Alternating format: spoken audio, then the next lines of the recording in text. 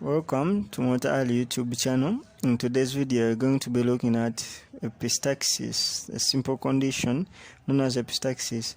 In simple form, this is bleeding from the nose. By definition, epistaxis, this is bleeding from the nose either by spontaneous cause or induced causes. Now, the causes of trauma, of two types. You have the mechanical cause and you have the systemic ones. In the mechanical causes, you have trauma. You have nose picking. It's a common habit in some of us. You have forceful blowing of the nose as we're forcing mucus and some other objects to go out. Foreign body presence in both nostrils or in one nostril. Those are some of the mechanical causes. Then in the systemic, we have infections, more so the URTIs, upper respiratory tract infections, flu, cough, it might be sinusitis. And then we have drug-induced epistaxis from drugs like warfarin, anticoagulants like warfarin. Those are some of the systemic causes we have. What are signs of epistaxis?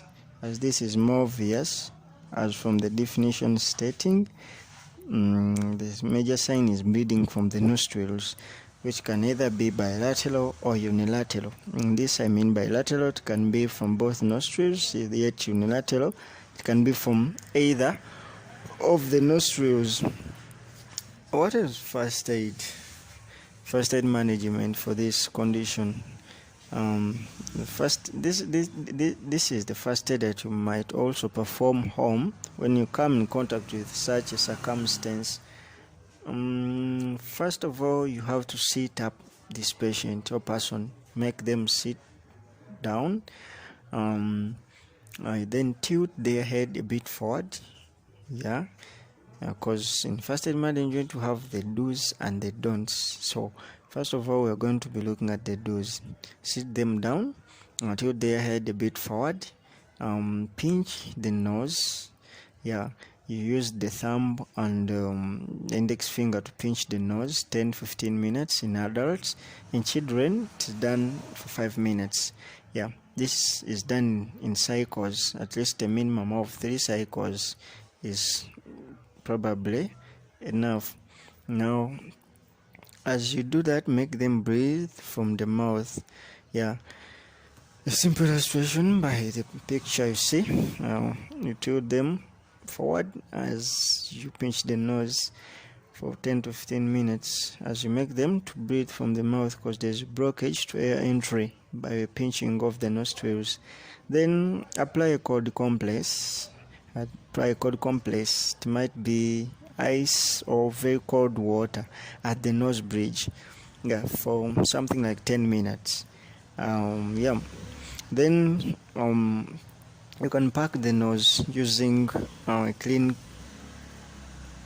cloth or cotton soaked in or rinsed in cold water. And you pack both nostrils, depending, either bleeding is unilateral or bilateral. Now the don'ts: never tilt the head backwards, as this is fatal. It can cause blood ingestion. This person might ingest blood, or blood might go into the trachea, causing some breathing problems to the patient or person. They never make them lie down, as we are trying to allow the flow of blood to be coming out, not to go backward into other organs. Then never remove a foreign body. Never remove a foreign body from the nose by yourself at home, unless otherwise you are in the hospital, as this might cause serious damage to the bleeders and incur further bleeding, which in turn we don't want to happen. So those are the don'ts that you must not you must not do as you're managing this simple procedure. Now, if I won't be there, if all that fails, rush the person to the hospital so that they can do further management and find out what is the major cause of the bleeding.